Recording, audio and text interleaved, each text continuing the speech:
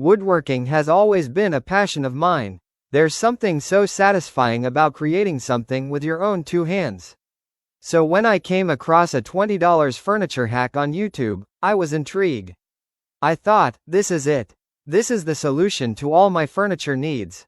Little did I know, I was about to learn a valuable lesson about the importance of research and proper planning. It started off well enough. I had all the materials and tools I needed, but as I got deeper into the project, I realized I had made a critical mistake. I had underestimated the complexity of the project and overestimated my own abilities. The $20 hack was turning into a disaster. As much as I hate to admit it, I was wrong.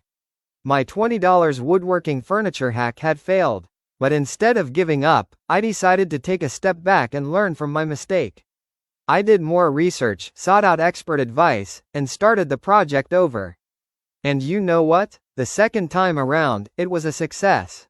I had a beautiful piece of furniture that I could proudly say I made myself. So why am I sharing this with you? Because I want you to learn from my mistake. Don't let your ego get in the way of proper planning and research. And when you do make a mistake, don't be afraid to admit it and try again. Woodworking may not always be easy, but it's always worth it.